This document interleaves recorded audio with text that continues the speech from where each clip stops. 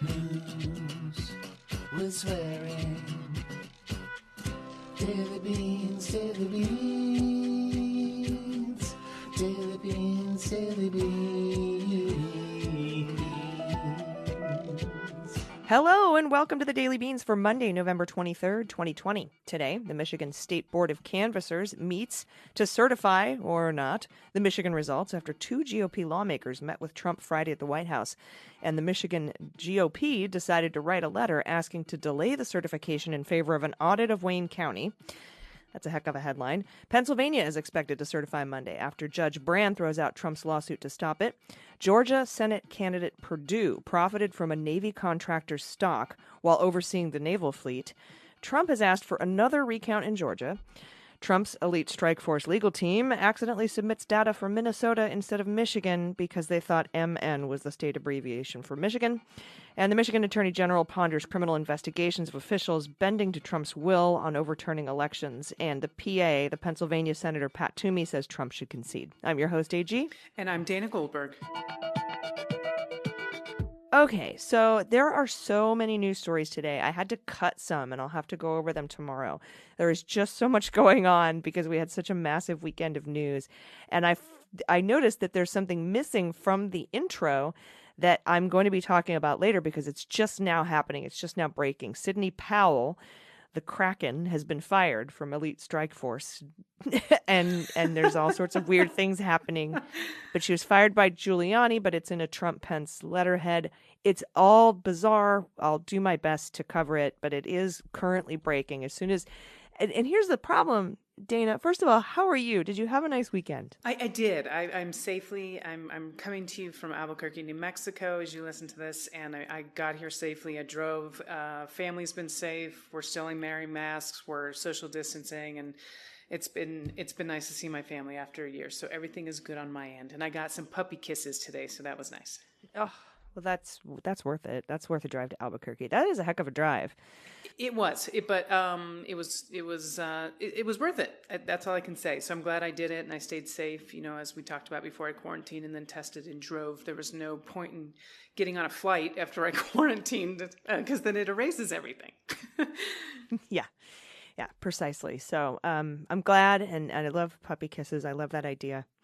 I have a dog here, but it's not the same as a puppy, you know. So it's just an absolutely bizarre day of news. I know Mark Elias, this is right now, you know, we record on Sundays. So by the time you hear this, you might know what's going on in the Pennsylvania vote certification. You might already know what's going on in the Michigan vote certification. But every single time news breaks, it changes within 20 minutes. So this is just a snapshot of 4 p.m. Pacific time on a Sunday afternoon, and you're just going to have to deal with the changes that come after it. We're doing the best we can. So today I'll be speaking with senior investigative journalist, editor of Law and Crime, formerly of Courthouse News, Adam Klasfeld. And we're going to talk about the scathing opinion from the PA judge, the Pennsylvania judge, Brand, bench-slapped Rudy Giuliani, dismissed the Trump lawsuit. And since I taped that interview, we have learned that the Trump camp has appealed that decision to the Third Circuit Court of Appeals, and they're keeping Rudy on as counsel, oh dear, which is hilarious after you hear what the judge had to say. And what's more interesting about that case, and I'll maybe cover this a little bit later, the only remedy they were asking for in that Pennsylvania lawsuit was that they stop the certification. And so now they've appealed, but since their only remedy is stopping certification, if certification happens, even if they file the appeal before that happens, the whole suit is moot. It's considered moot because the only remedy they want is to stop certification. So they'd have to refile and get some sort of remedy from the Supreme Court or the appellate court, and that has just such a high standard of reopening that or relitigating, it's just not going to happen. But I'll be talking with Adam about that. And then, like I said earlier this morning, we learned Sidney Powell, crackpot lawyer for Trump election camp, also Mike Flynn's lawyer, accused Georgia of rigging the election against Doug Collins and said Kemp, the Republican governor, fixed the election, and that's why that's the only reason Loeffler is in the runoff. And she suggests that Doug Collins should be in the January 5th runoff instead. And of course, 4 hours later, the Trump team has released the Kraken, I guess. They fired Sidney Powell. But kind of. Giuliani actually released this statement just moments ago. He said, Sidney Powell is practicing law on her own. She's not part of the Trump legal team. She is also not a lawyer for the president in any personal capacity. This is after they had that hour and 45-minute batshit press conference at the RNC the other day, where they introduced her as part of the elite strike force. And now Twitter's going nuts. People are saying, breaking news, the Kraken holds a press conference to distance self from Sidney Powell. Twitter is on fire over this. There's so many funny people that make me so happy. It is. And Mark Elias is having a field day with it, too. Check out his Twitter feed. But we have so much news to get to. Let's do it. Let's hit the hot notes. Hot notes. All right. So the lead story today, believe it or not, has nothing to do with all the election lawsuits. This is from the New York Times. Senator David Purdue, this is one of the 2 Republican senators from Georgia facing a runoff in January, began making large and ultimately profitable purchases of shares in a Navy contractor in 2018, just before taking over as chair of the Senate subcommittee overseeing the Navy fleet.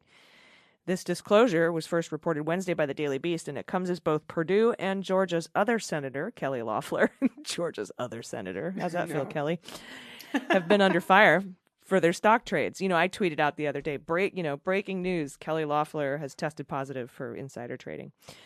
Mr. Purdue, a millionaire, formerly prolific trader of individual stocks, announced in May he would divest, but he never did. And as you know, Ossoff is calling him a crook in the debates. And, because he did. He was like, you're a crook. You sought to profit from the pandemic.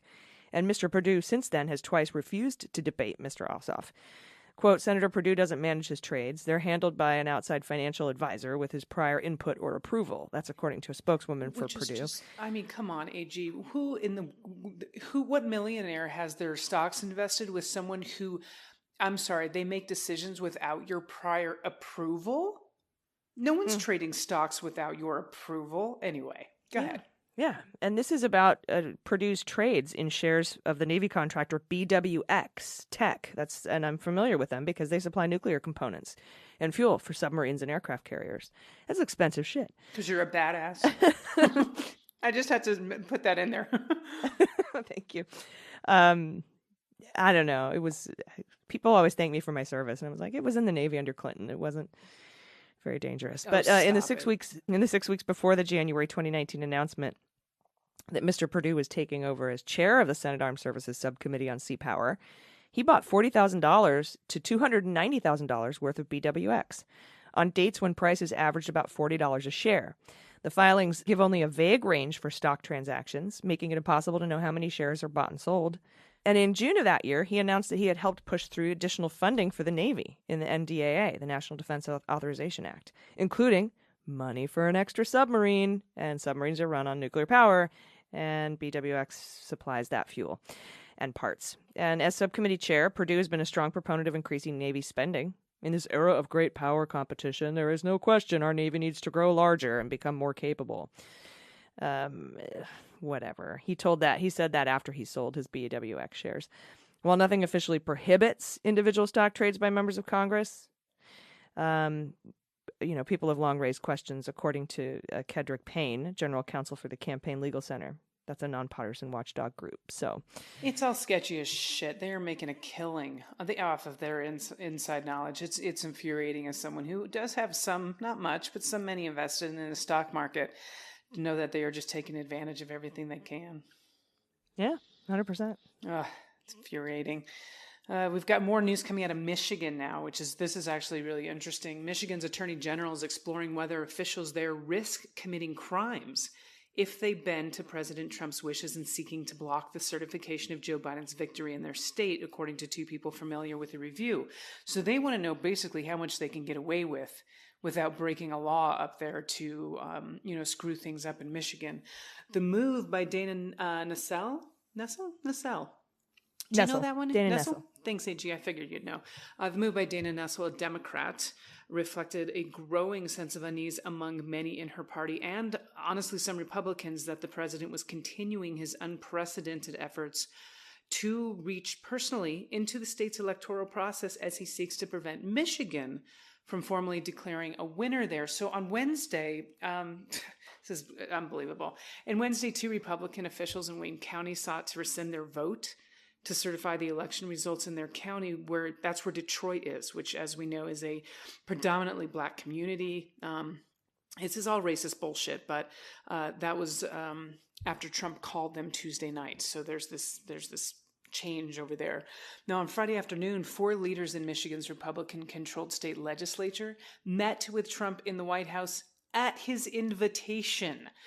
And they ended up popping all kinds of bottles of like Dom Perignon in the Trump hotel bar that night, AG. The next day, magically, of course, the RNC and the Michigan Republican Party wrote a letter to the State Board of Canvassers in Michigan asking them to delay certification for 2 weeks so that they can audit the results of Wayne County.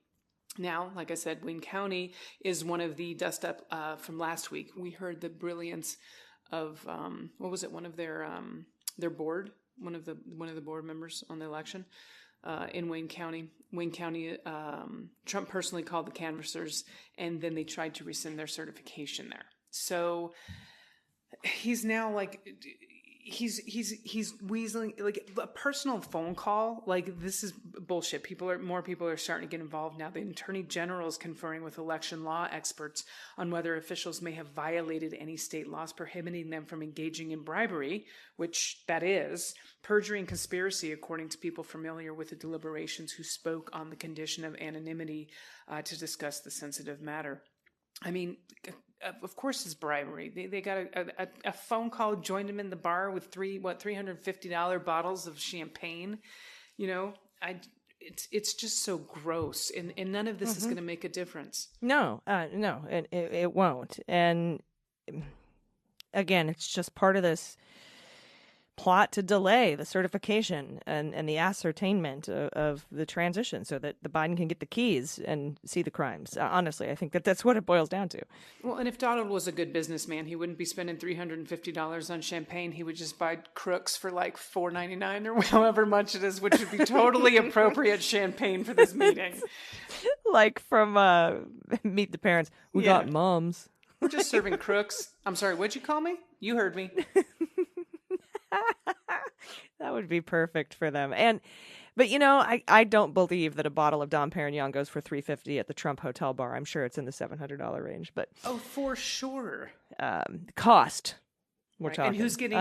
Who's getting that money? And who's footing the bill? We are, and it's going back into Trump's pocket. Oh, but he divested, I thought, and his adult crotch fruit children took over the business. Oh. All right, breaking now. One of the Republican electors in Michigan that you were just mentioning, but you were talking about the county, the Wayne County Board of Canvassers. One of the Republican electors in Michigan of the state Board of Electors is going to vote against certification and has been planning to. This is according to Representative Paul Mitchell, a Republican from Michigan. He's telling CNN that Norman Schenkel is going to vote against certification. This is being done to push delay, even though there is no evidence of fraud or malfeasance. We don't know how the other Republican, Aaron Van Langveld, will vote. I imagine that Trump only wants one vote, maybe, against certification, so it'll be certified, but they'll have something to point at as evidence of unfairness. I don't know what their plot is, but they plotted it this fucking weekend over champagne. We should know by the time this episode airs, and we'll discuss it on tomorrow's show, like I said. Sorry about the timing, but it doesn't help Trump's legal standing that in one of their cases in Michigan, they accidentally turned in Minnesota data because they don't know state abbreviations. So they're like, look at all of this data. And they were looking at it, these data.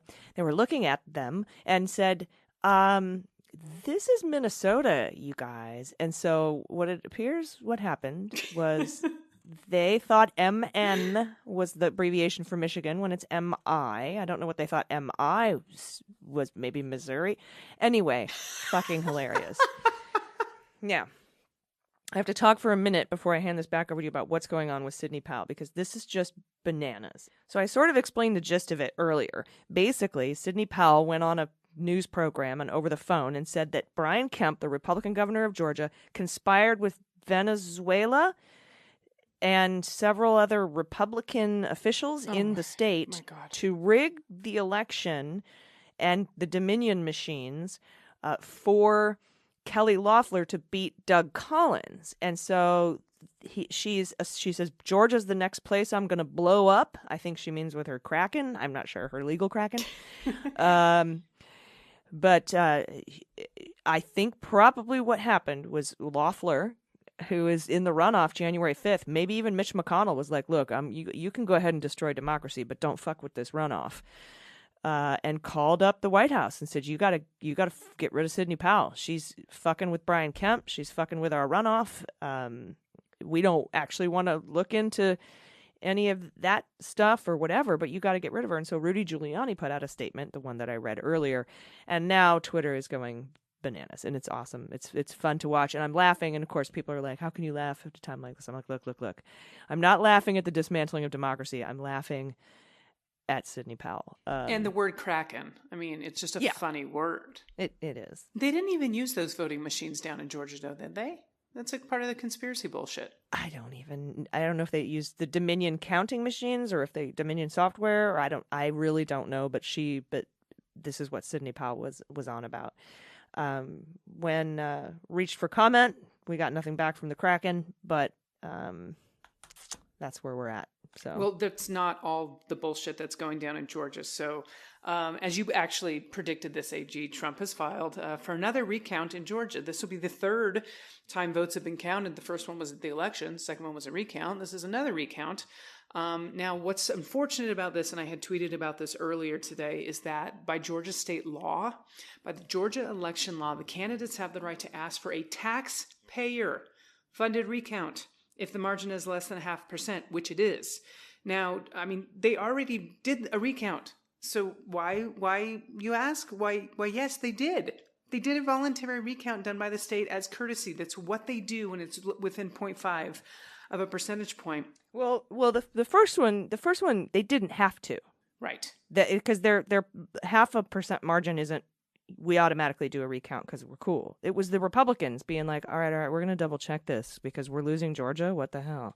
Right. So that was their courtesy. They didn't do it at the request of anyone, right? Right. Now, unfortunately, of course, because they're trying to delay, this doesn't actually, that courtesy recount, it doesn't preclude the candidates from asking for another recount because they're entitled to it. But like I said, this is taxpayers of Georgia. They have to pay for another recount in that state, and the results aren't going to change. This isn't going to change anything. The previous recount was a hand recount of all the ballots, which is going to be the most accurate of anything. This recount is a machine recount, so unless the Trump campaign has found a way to hack the voting machines that they used, Trump is going to lose Georgia for a third time. It bothers me, and I think they need to make a point that both Republican senators know that Trump lost the state, and they're allowing the hard-earned taxpayer money from Georgia to pay for this bullshit when it could go to COVID relief and so many other things for the state. So I hope people are really paying attention to that.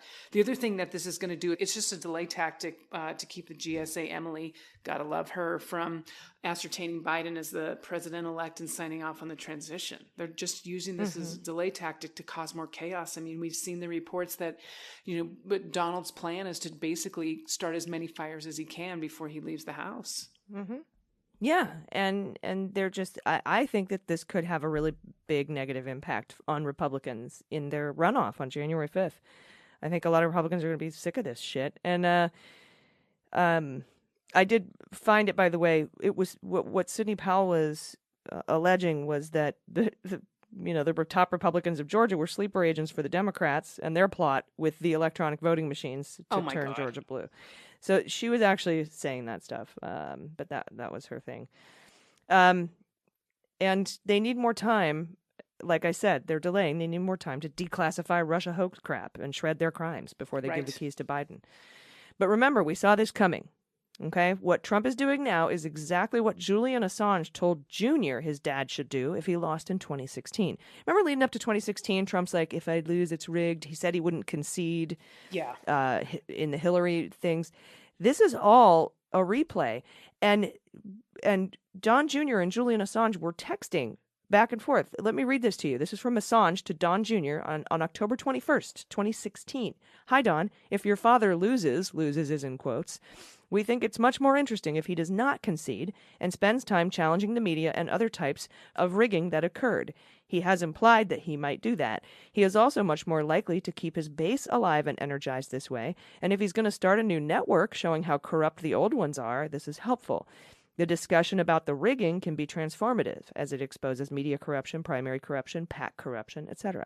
So this was floated to Trump in 2016 as to what to do if he was going to lose. He didn't lose. He actually did, but he didn't lose. And so he didn't do this plan, right? Until now. Yeah, but there are cracks, including Chris Christie and, Republican Senator Pat Toomey. Those are two big ones today. I wrote a whole big thread about it last night. We have a surprise celebrity guest reading that poem for you tomorrow.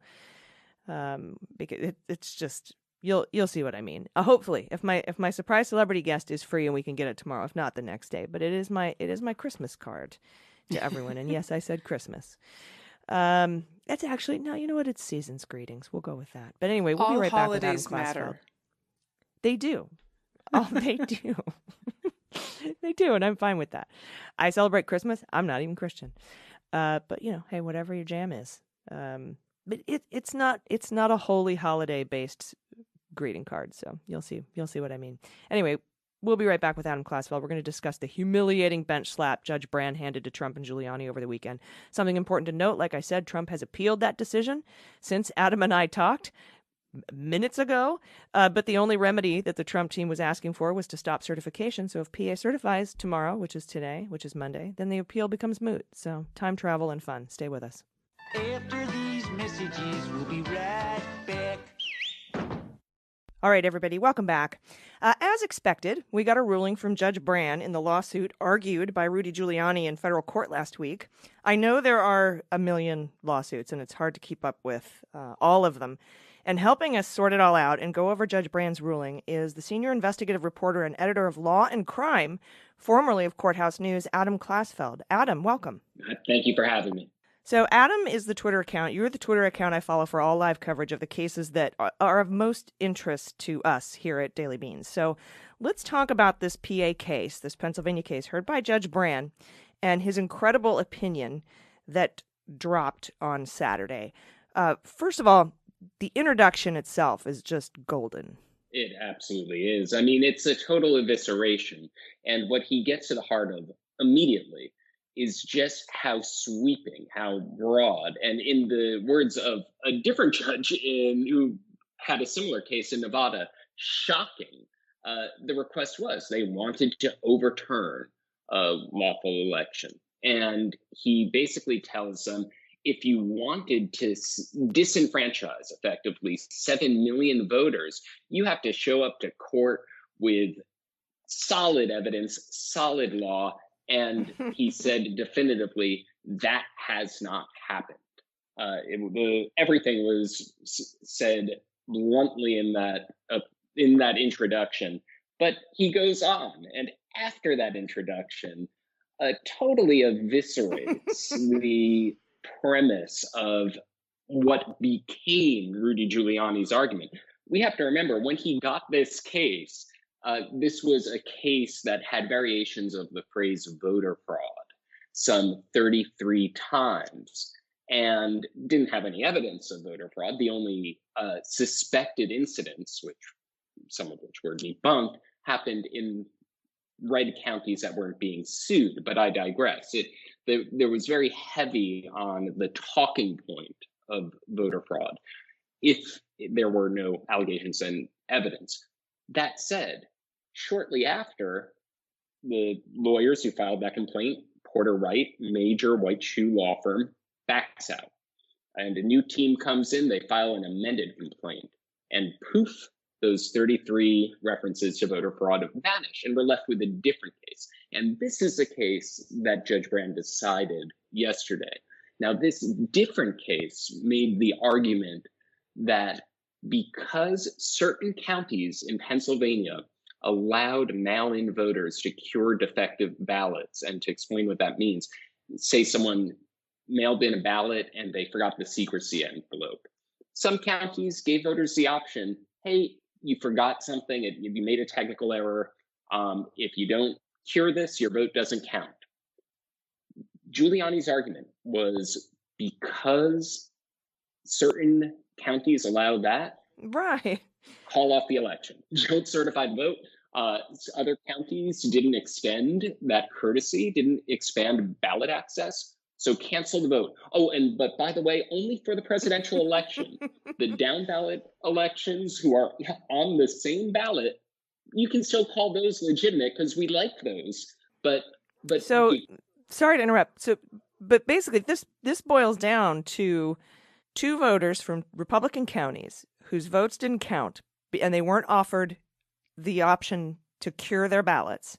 And I believe Bran went over the fact that Kathy Bukvar, who's being sued by the plaintiffs in this case, sent an email out saying, hey, let me know if you want to be able to cure your ballots. A bunch of counties got back to her and said, we would like to. And it was the Democratic counties, because they like more people to vote. And so what it appears to me is that this is a case of Republicans in Republican counties deciding to make it harder to vote and having it backfire on them, and then suing Kathy Bukvar for it. So there's like 9 different problems with their standing in this case at all. Absolutely. And that's what the judge found. And on top of that, not only are they saying that it's somehow improper, they're saying that it's an equal protection violation, that it's a violation of the U.S. Constitution to expand voter access, to make voting easier. It's such a serious, in their view, equal protection violation that you got to call the election off. That's the evidence that they brought to. That's the argument that they brought to the court.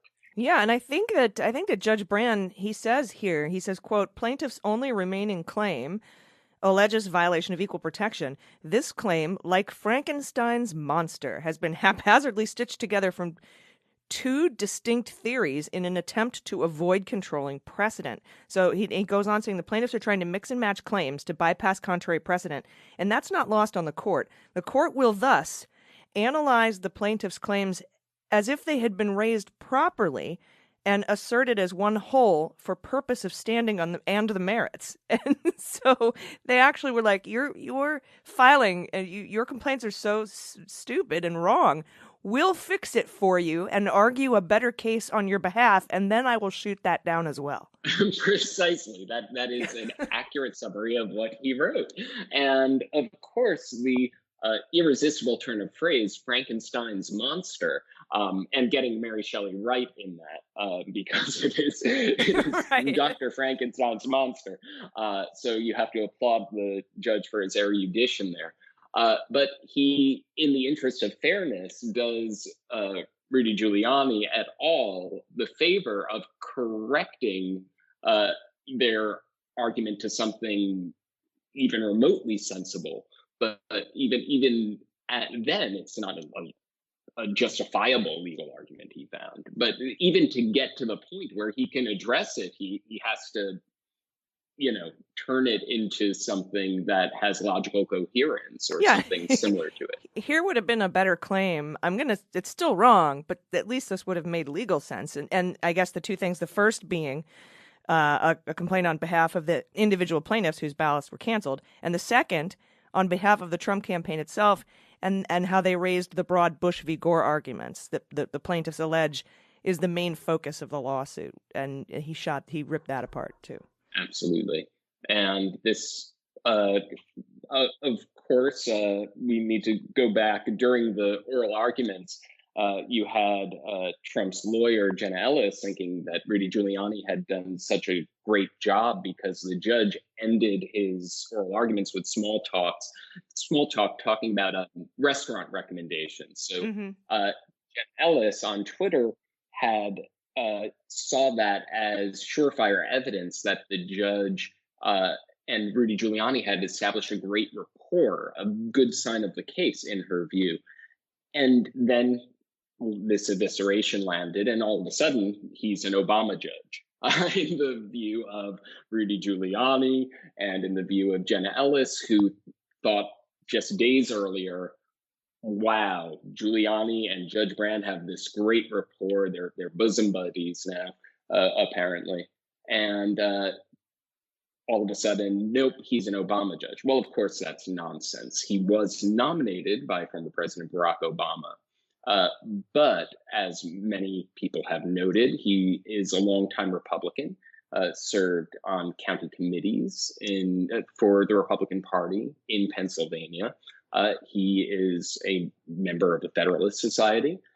He has airtight bipartisan bona fides. And yeah, in fact, Senator Pat Toomey recommended and advocated for him in 2012 when Obama nominated him. And as we know, it was recently Senator Pat Toomey, Republican senator from Pennsylvania, who said, enough with this stuff. Let's get on with the transition. I think so far, at least, he's not necessarily the biggest name to crack as a Republican in moving on with transition and the election results, but definitely impactful because he is the Republican senator from Pennsylvania. Precisely. And he issued that statement in response to this ruling.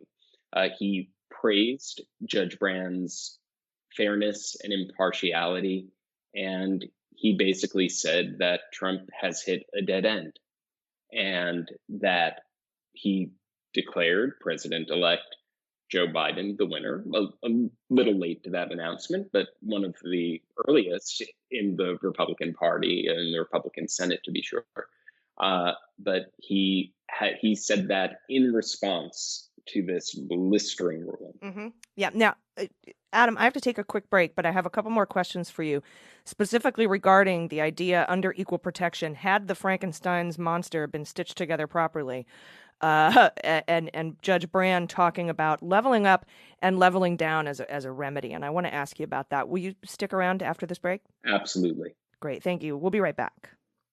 All right, welcome back. We are talking to the senior investigative reporter and editor for Law and Crime, Adam Klasfeld, about the Judge Brand decision in Pennsylvania. That's the one that Rudy Giuliani argued, I guess, in quotes, last week. And I wanted to ask you, we had gotten to the point where they went through the background of the case, how many different lawyers had quit and then come on and then quit again, and then Kearns tried to quit, and he was like, no, we have to have at least one lawyer from the plaintiff's side that knows what's going on. They all wanted to walk.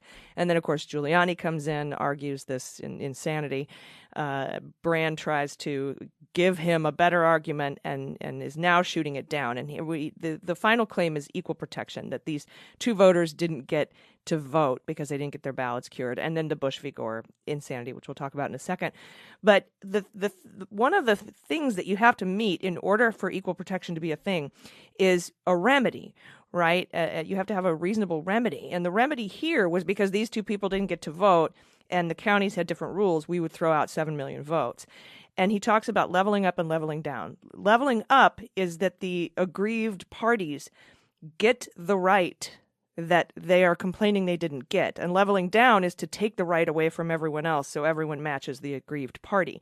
And in general, Judge Brand says, we like to level up. We like to, the proper thing to do here would have been to sue the Republican counties that didn't allow ballot curing and allow these two voters' votes to count. Instead, they're going with the leveling down, which is to scrap everyone's vote. Can you talk about the unconstitutionality of that for a second? Well, that was something that was soundly rejected by Judge Brand again. That you described it perfectly. He called it a difference between leveling up and leveling down. I will mention during oral arguments, the attorney for Pennsylvania counties addressed this idea as well. And I think a very striking turn of phrase that he used, he called it a race to the bottom. That's what this would have been. This is what they are asking for, that they are saying that it is unconstitutional to expand ballot access by allowing mail-in voters an opportunity to cure a mistake. You filled out the security envelope wrong, you forgot the security envelope. Has nothing to do with how you voted. It's there is some sort of defect, give you the opportunity to cure. Some counties allow it, some don't. The argument was that anything other than letting no counties expand ballot access in this way would have been unconstitutional to the extent that it deserves an essential invalidation of a free and fair election and the effective disenfranchisement of nearly 7 million people, no matter whether they have any evidence whatsoever that this varying policy in separate counties had any effect on the utter landslide that we saw in Pennsylvania. Well, that's just it, right? I mean, first of all, you could sue the counties that didn't allow ballot curing. I would be all for that. I think everyone should have a chance to cure their ballots. But these are the Republicans. They don't want more people's votes to count. So, and of course, that's speculation on my part. I don't know what's in their hearts, but I'm just guessing. Now, the other thing you could do instead of just throw everyone's vote out is perhaps sue to let the cured ballots in the other counties where they do allow ballot curing to not count, right? But that wouldn't be enough to throw the election to Trump. No, absolutely not. And that there wasn't even any sort of evidence of that. At the third iteration of a complaint that the Trump team wanted to file, they wanted the ability to do their own calculations on this. And they'll run the numbers, and if their numbers come in the way that they like, they will ask the judge to declare Trump the winner. They actually wanted that. That was their argument. Let us count it, and then judge, flip the vote in our favor if our numbers come out in the way that we like. And the judge never had to hear that because they're rapidly changing complaints. They got 2 bites of the apple. The judge found there was no need for a third bite of the apple, particularly when the first pleading doesn't look anything like the second pleading, and the third pleading adds new levels of absurdity. There was the third iteration of the complaint also claimed that the second iteration of the plaint, this is a direct quote, inadvertently, quote unquote, deleted broad swaths of the first complaint. And you look at the red line, and this isn't an errant cursor. There were broad swaths of removed paragraphs on different pages of the complaint. But they wrote it was inadvertent. They accidentally got rid of all that stuff and turned their all-encompassing voter fraud theory into in the words of the judge, Frankenstein's monster equal protection claim.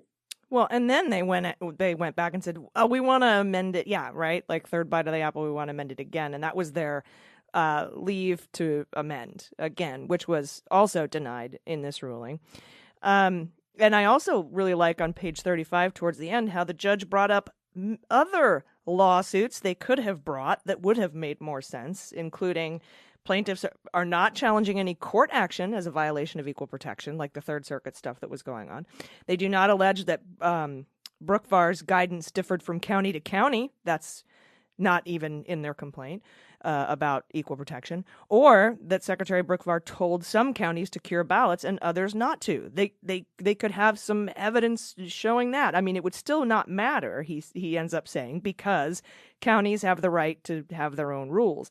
But it just seems like over and over again, he keeps throwing to the Trump campaign, Rudy Giuliani, here's like 96 other things you could have probably brought to court and not sounded like a complete idiot. Right. And he pressed Rudy Giuliani personally, and I believe the Trump legal team more generally. He said at one point, "Why is Secretary Brookvar here?" They didn't allege anything that it seems that she had any bearing on as Secretary of the Commonwealth of Pennsylvania. What role does she have in the fact that different counties have different policies regarding ballot access? There were widely ridiculed moments during that oral argument where Judge Brand was pressing Rudy Giuliani whether strict scrutiny applies. And Oh, Rudy that was so Giuliani funny. replies, no, the normal scrutiny. Well, normal scrutiny isn't a standard, of course. There's strict scrutiny, intermediate scrutiny, or rational basis review. Well, at first he asked which case, Judge, the one to dismiss.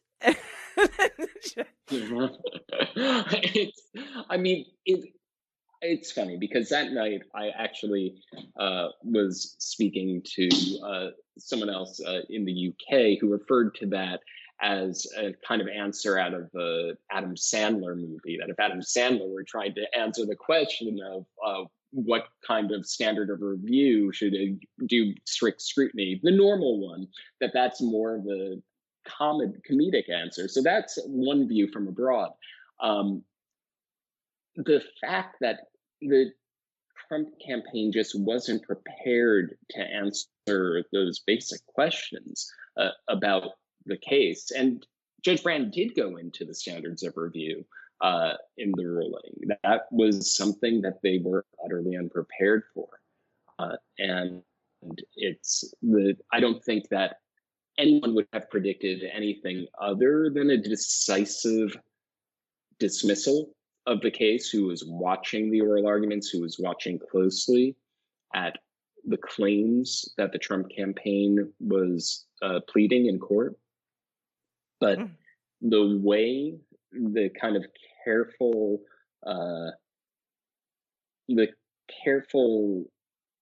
evisceration is the only word of each and every argument brought forth to the court, however evolving that it was.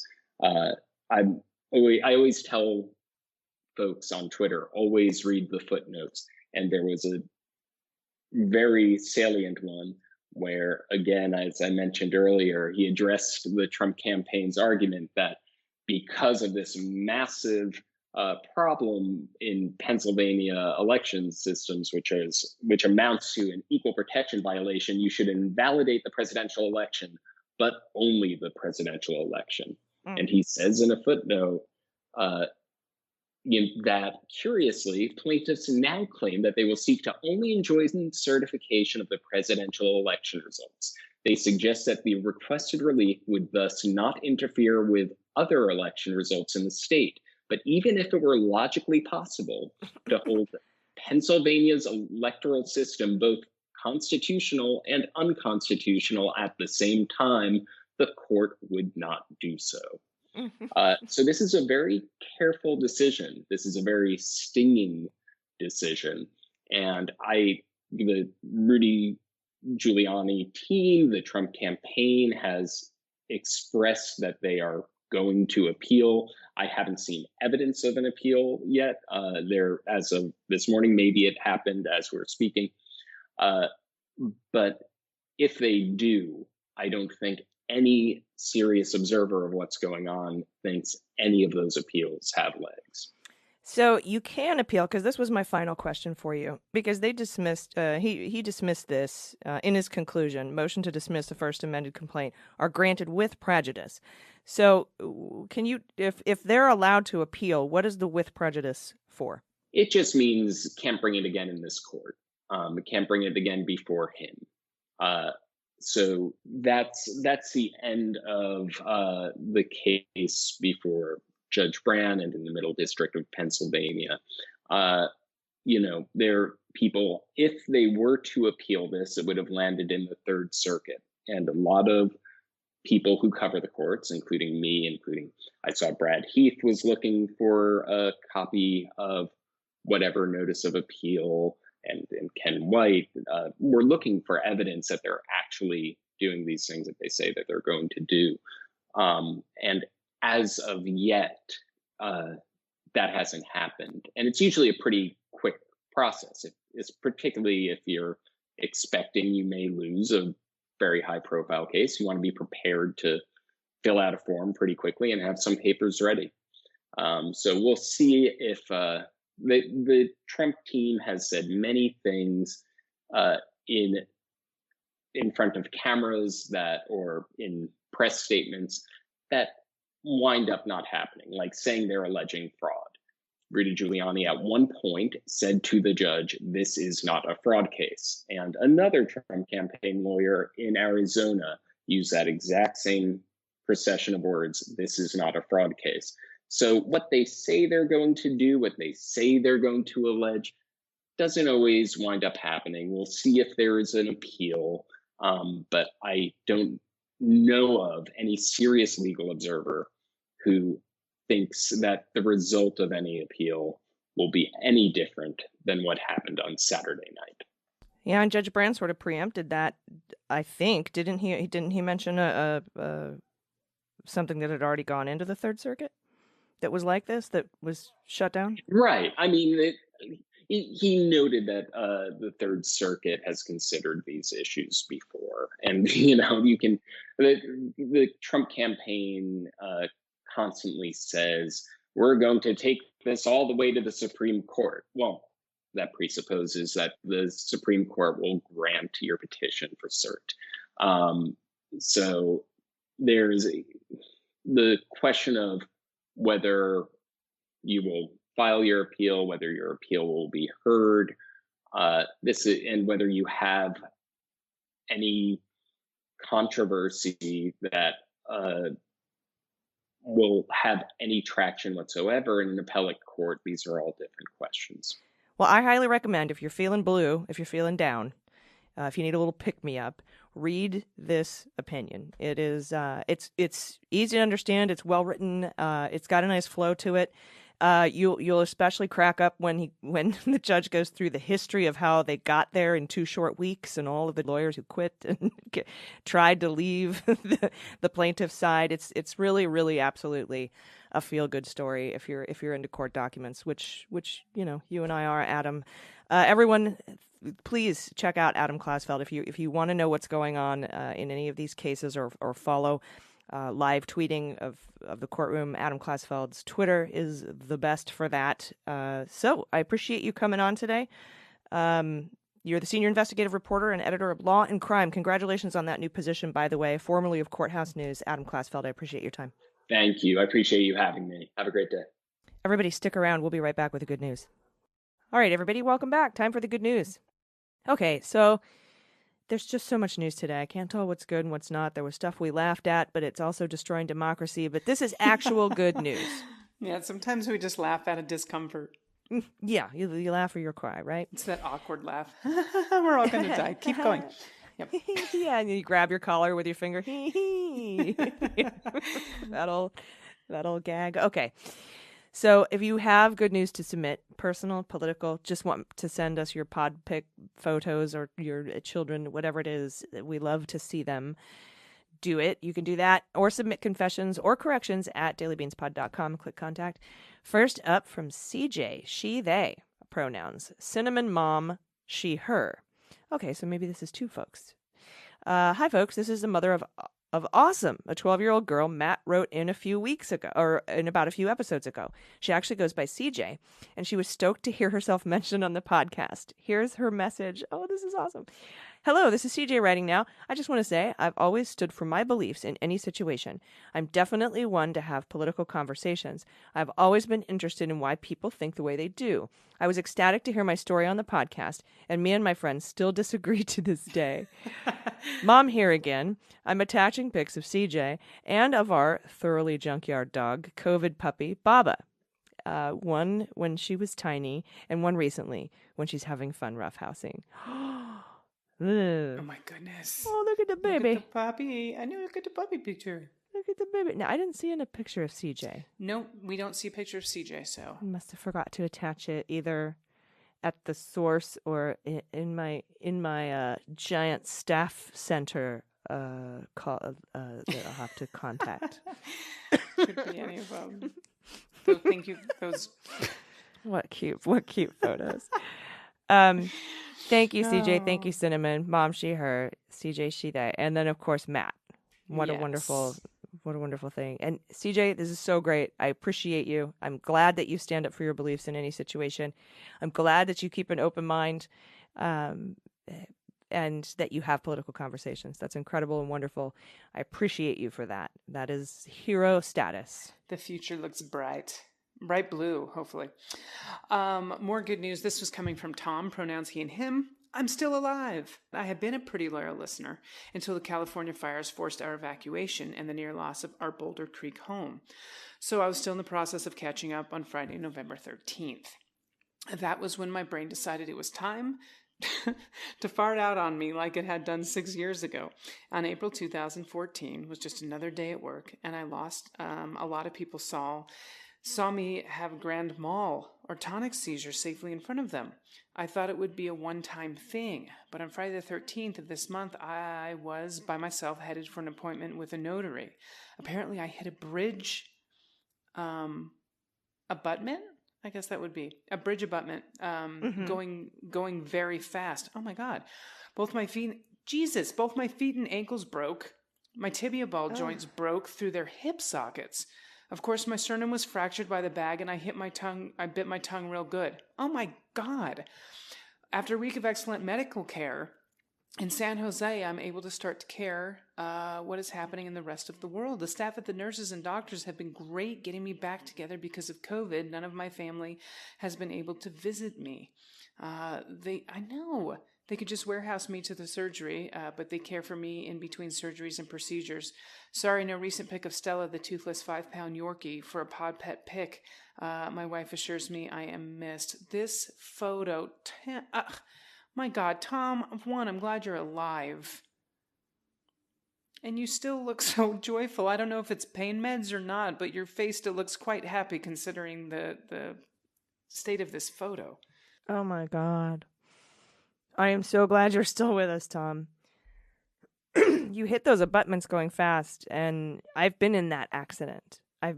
And it's no bueno. I was in the hospital for a long time. I lost 3 pints of blood. Jesus. It's a big deal, and that's a lot of trauma to your nervous system and to everything else. And now you add on top of it that it's COVID and your family can't visit you. I'm so glad you're okay, Tom. I'm so glad you're okay and you're in good spirits. Thank you for this. Thank you for sending this in. And everybody, send positive vibes, prayers, thoughts, love, whatever you do. Yes, please, please. Send Tom's way. All right, next up, we have something from Lisa, pronouns she and her. Hello, Beans team. I've been a listener since the kitchen days. You have been the voice of reason with amazing comedy and swears during these trying times. I have some good news. I used to be a physical therapist for quite some time, and when I was 40 years old, I decided to go to veterinary school. I made it through vet school and passed my general veterinary boards, and then had decided to do an internship, which is a year long. It didn't end there. I decided to do a residency in anesthesia, which is 3 years long. This journey has been the most challenging journey of my life. It tested my relationships, one failed, my sanity, my worth, and basically every part of me.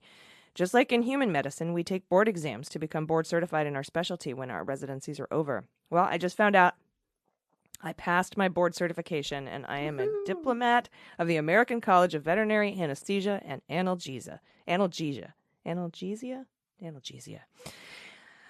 I worked in hospitals for 12 years. What the fuck do I know?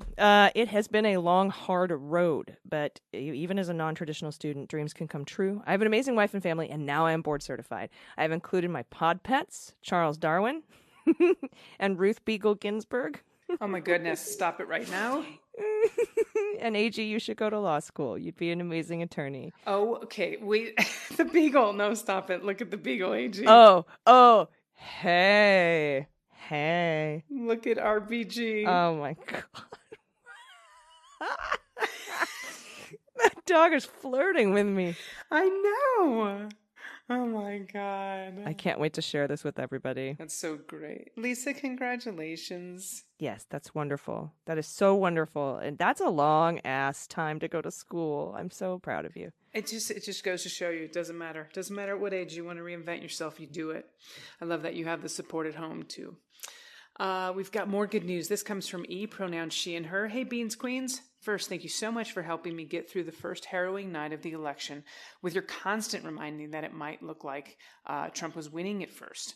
I would have had a bad night if I hadn't kept that in the back of my mind. Quick correction for you. I waited a couple of days to send this, and maybe people actually have written in about it, but there was a word used to refer to Romani? Mm-hmm. Romani people that starts with a G and rhymes with tipsy. and is considered a racial slur, at least in North America for sure. Although I know it's still thrown around in certain Hollywood movies and by the kinds of people who wear culturally significant garments as costumes. That's the correction there. Totally understand that this was intended in total solidarity, though. Keep all the humor and wonderful reporting up. Sending the best of vibes. Thank you. I'm never one to use the G word, so I don't understand. I'm trying to remember when we even said it. Eve, remind me of when that happened, because I generally don't do that. That's interesting. Huh. Now I'm curious. Maybe I can. I wonder if I said. Anyway. I wonder if I said. The only thing I can think is if we were talking about Jesus. I think that was it. That must have been it. Yeah, my apologies. Thank you for the correction. If it was me, I very much appreciate it. So, thank you. Oh, anyway, yes, thank you, Eve. We really appreciate y'all pointing these things out to us.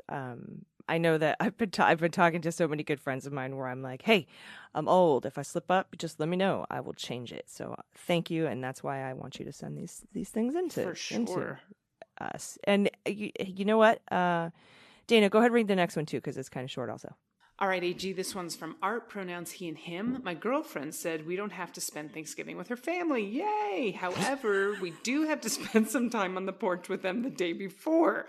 This will be excruciating. Her dad is one of those Q-adjacent supporters who believes Trump is somehow doing God's work. I don't know how I'll react when he starts to go into some Sidney... Well, that was good timing. Some Sidney Powell, a few conspiracy garbage. But I'm sure we'll both be thankful I won't have a turkey leg in my hand. Here's Butternut That's easy Sack. Art. Oh my God. Can we just Butternut Sack? Can we talk about the fact that the cat's name is Butternut Sack? Here's Butternut Sack. She's a chunky calico. Butternut Sack. Art, you've got the best shit now. You've got the whole Sidney Powell being fired. You've got the ultimate talking point. Even she was too bizarre. I know. For That's Trump's so legal funny. team.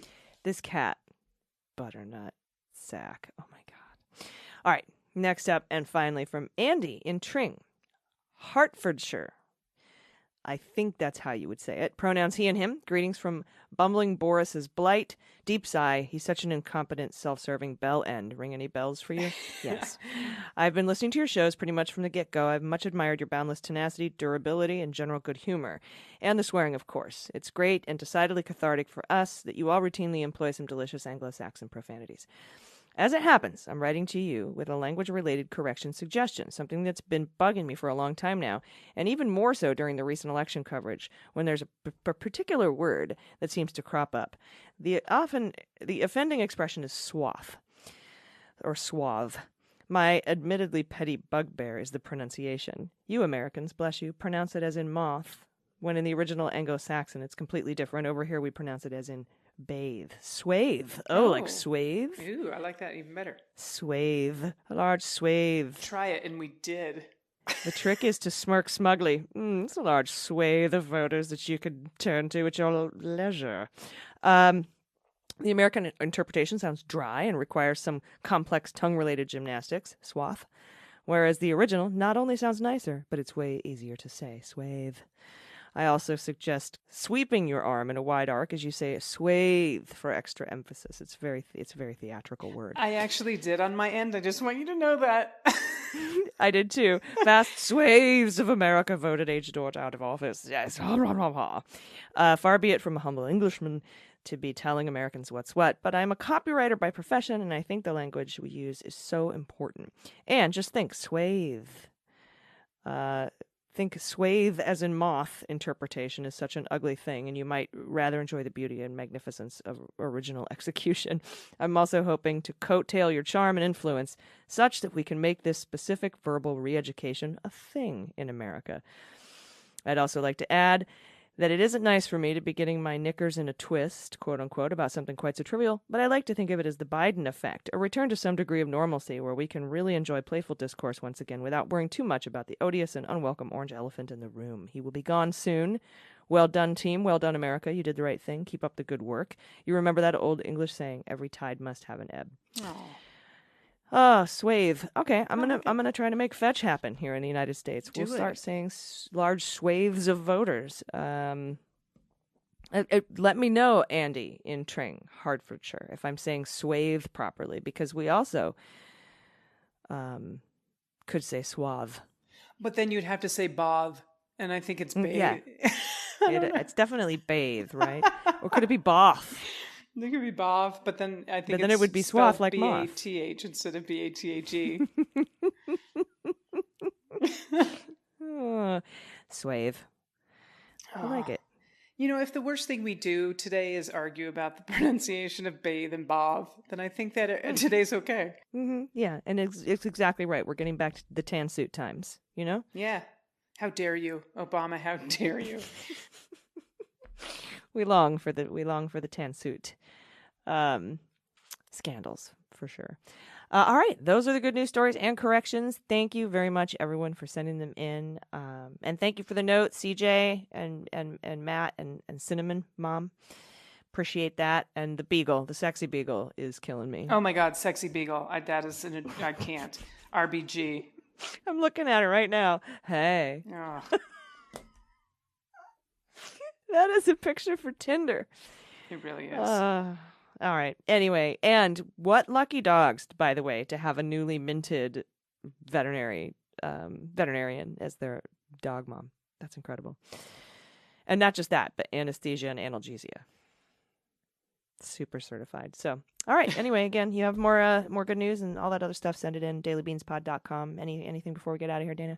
Yeah, just a quick happy Thanksgiving and happy holidays to everyone. I'm going to miss you this week. I'm going to be in a car, so AG's going to make sure that I'm covered for the next couple of days. But enjoy the podcast. Enjoy your immediate family. Don't touch each other, and have a nice Thanksgiving. I love you all very much. Don't touch each other. We love you too. And yes, as a matter of fact, Mandy Reedy is going to be joining us for Tuesday and Wednesday's Beans. So that's going to be fun. We'll have her back on the show. We've missed her very much, although I speak to her all the time because, she's my best friend of 25 years' wife. But here we go. We're going to have Mandy Reedy back, so we're looking forward to that. That's another good news thing I can drop. And until then, everybody, take care of yourselves, take care of each other, take care of your mental health, and take care of the planet. I've been AG. And I've been DG. And them's the Beans. The Daily Beans is executive produced and directed by AG and Jordan Coburn, and engineered and edited by Mackenzie Mazzell and Starburns Industries. Our marketing manager, executive assistant, production and social media direction is Amanda Reeder.